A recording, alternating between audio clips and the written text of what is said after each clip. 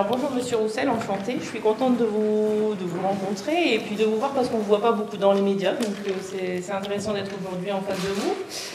Ma première question, elle va concerner une de vos propositions phares. En fait, je pense une des grosses propositions de votre programme, c'est l'augmentation du SMIC mensuel. Donc à savoir de le passer, si je ne dis pas de bêtises, à 1 500 € net. Donc j'aurais souhaité savoir si vous avez déjà pu réfléchir à combien coûterait cette mesure, comment la financer. Et j'aurais également aimé savoir si les salaires qui actuellement sont déjà à 1 500 € ou au-dessus des 1 500 € seront eux aussi revalorisés et comment tout ça va se combiner avec la semaine de 32 heures de travail que vous souhaitez mettre en place. Très... Oui, mais elles sont très claires et très précises et je vais y répondre aussi précisément.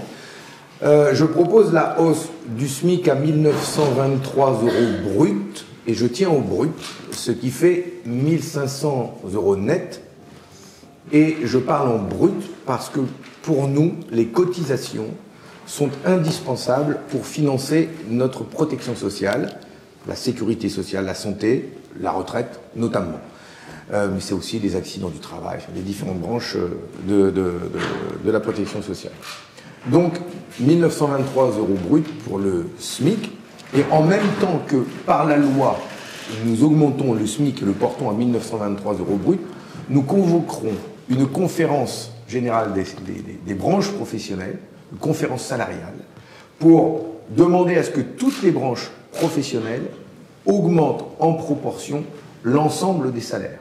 Ce coup de pouce au SMIC doit s'accompagner d'une augmentation généralisée des salaires.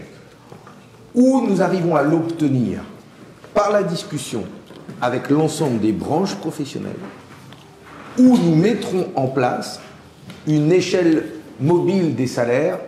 J'emploie ce terme parce que c'est ce qui existait avant, il y a une trentaine d'années, quand l'ensemble des salaires était indexé au niveau du SMIC. Et donc, il y avait une échelle mobile des salaires. En même temps que je ferai ça, je demanderai par la loi à ce que tous les salaires minimums soient alignés au niveau du SMIC. Car aujourd'hui, il y a encore des branches professionnelles, une vingtaine, où le salaire minimum est en dessous du SMIC, qui est déjà très bas. Donc je demanderai à ce qu'ils soient tous alignés. Concernant les 32 heures, je n'imposerai pas les 32 heures dès le mois de juin 2022. Je dis juin parce qu'il y a les élections législatives et pour moi elles sont déterminantes. Les 32 heures, nous les mettrons en place par le dialogue avec l'ensemble des branches professionnelles et en commençant par les branches professionnelles où les métiers sont les plus pénibles. Ça doit participer d'une part à soulager les professions où les métiers sont tellement difficiles que les corps souffrent. Et donc c'est prendre en compte la pénibilité de certaines professions.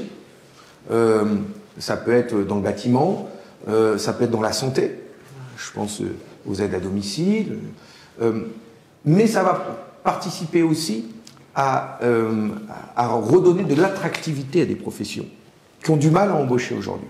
Et d'ailleurs, je pense à la restauration, où là, je ne veux pas dire qu'il n'y a pas de pénibilité, il y a de la pénibilité, on marche beaucoup, on porte.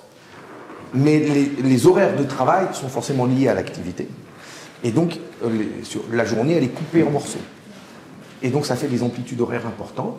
Et il y a aujourd'hui des restaurants avec 10, 15 salariés, des grands restaurants, qui mettent en place la semaine des 4 jours, ou les 32 heures, pour rendre attractif leur métier, leur profession, et pouvoir embaucher. Et donc, fort de cela, de cet exemple-là, je le mettrai en place par le dialogue. Et je m'inspire en faisant ça de ce qui se passe en Espagne, puisqu'en Espagne, la ministre du Travail est en train de mettre en place, par le dialogue, et petit à petit, les 32 heures.